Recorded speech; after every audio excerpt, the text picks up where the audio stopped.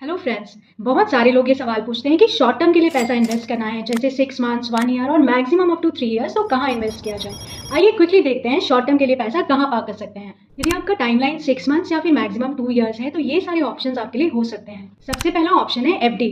As you know this is definitely a safest option. Current interest rate 6.25% से 6.75% है। Definitely it can be higher for senior citizens. Taxation, debt taxation definitely as per your income tax slab rate. Second है corporate bonds. Market में बहुत सारे corporate और government bonds time to time release होते रहते हैं, आप उन्हें देख सकते हैं। रिटर्न 8 से 9% तक वेरी हो सकते हैं और यहाँ तक कि वो 11% तक भी जा सकते हैं अकॉर्डिंग टू द बॉन्ड्स।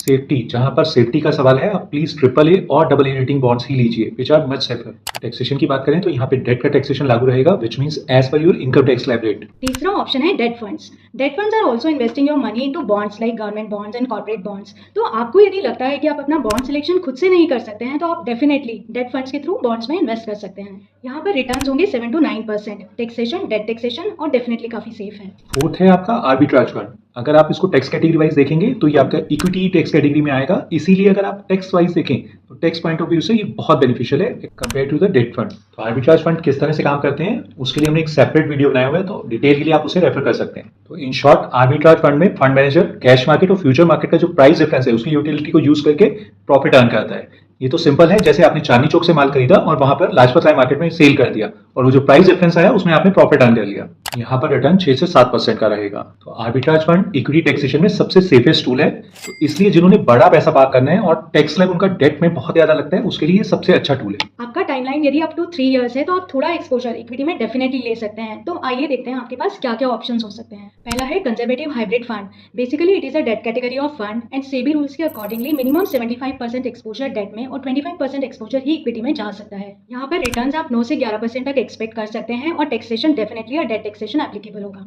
तो दूसरा है बैलेंस एडवांटेज फंड, जहां पर इक्विटी एक्सपोजर जो आपका ग्रोस रहेगा वो 65% तक रहेगा। इसमें आपको 11 से 12% तक का रिटर्न मिल जाएगा और टैक्सेशन की बात करें तो इक्विटी का टैक्सेशन एप्लीकेबल रहेगा। तीसरा ऑप्शन है equity saving fund. Equity saving fund basically hybrid funds की कैटेगरी में आता है जिसमें मिनिमम इक्विटी 65% है, जो अगेन आर्बिट्राज के थ्रू इंश्योर की जाती है, तो काफी सेफ कैटेगरी ऑफ फंड हो जाता है। यहाँ पर आप 10 से 12% रिटर्न एक्सपेक्ट कर सकते हैं और टैक्सेशन डेफिनेटली इक्विटी टैक्सेशन होगा। नेक्स्ट है multi asset fund. It's a mix of equity, debt, commodity and real estate. तो अगर आप इसे डिटेल में समझना चाहते हैं तो इसके लिए अलग से एक वीडियो हमारे चैनल पर अवेलेबल है, आप उसे रेफर कर सकते हैं। अगर यहाँ पर रिटर्न्स की बात करें तो रिटर्न्स जो रहता है 11 से 13% का रिटर्न रहता है और टैक्सेशन इक्विटी का एप्लीकेबल होगा। इनकेस आपका टाइमलाइन 3 साल से ज्यादा है तो आप इक्विटी में कंफर्टेबल एक्सपोजर ले सकते हैं, डेफिनेटली अपने रिस्क एपेटाइट को ध्यान में रखते हुए और डेफिनेटली अपने फाइनेंशियल एडवाइजर